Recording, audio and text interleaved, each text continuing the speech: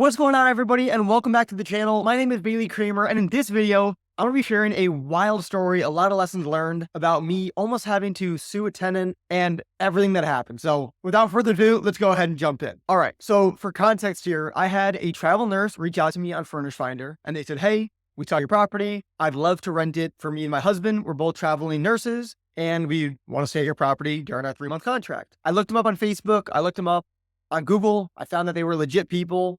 I also talked to them over the phone. They were super nice. I don't know how old they were, but they were definitely in their 50s or 60s. And again, they were just super, super nice. Well, anyways, they signed a 3-month contract with me, and they paid me the first month's rent upfront at the time of signing. So that was all great.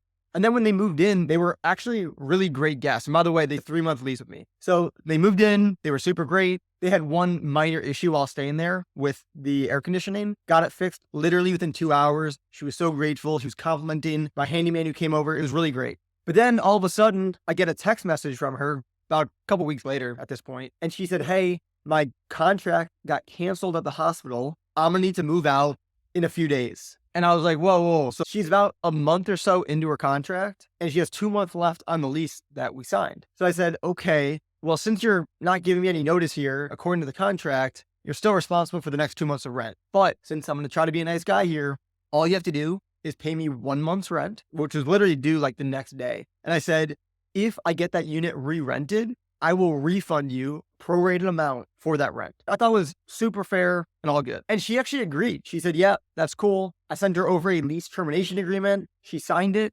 and all that verbiage in there about her paying me. And then I was going to refund her once I got a new person in there. That was all in there. And she was cool with it. She agreed with it. Everything was great. So then the first of the month came around, and I said, hey, just a reminder that your payment's due today. And again, more context here. She moved out a couple days prior, and she left the unit in great condition. I texted her and said, hey, just a reminder, rent's due today. And she asked me if I could send her a invoice for it. And I said, hey, we do the payments through Baselane. Remember, you did that originally. You just go on there, you pay it, super easy. And then where things went south is she said, hey, can you email an invoice to my attorney? And at that point, I was like, oh my God, there's no way I'm getting this money. So then I emailed the attorney, said, hey, I'm emailing you as requested from your client. This is the invoice. This is what she owes. Here's the contract that she signed. Here's everything, all that stuff. The attorney replies, and he says, hey, Bailey, I just talked with the renter, his client, and unfortunately, she is filing for bankruptcy. So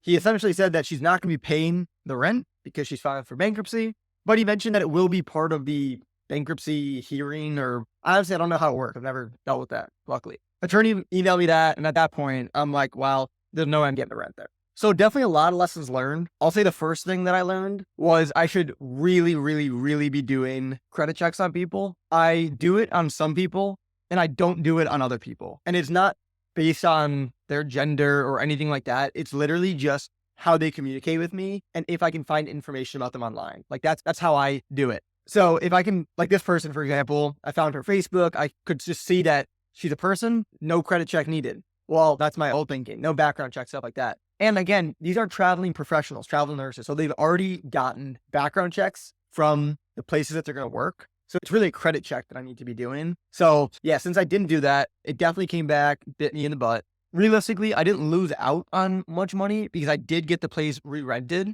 So I lost out on probably a couple $100, but it could have been a lot worse. She could have squatted at the property. Then I would have had to pay an attorney to get her out. But moral of the story, and for me going forward, this is internal lesson here, is always do credit checks no matter what. I'm going to continue to do background checks using KeyCheck. They do background checks, credit checks, all that stuff in one. It makes it super easy. And I've already done that for guests since. So that's my big takeaway. I hope you guys don't fall into the same trap that I did and just, I guess, become too trusting of people, which is definitely one of my problems. I'm way too trusting. I believe a lot of things because I'm just the kind of guy I am. But anyways, I hope you guys got value out of this video. Again, don't fall into the trap.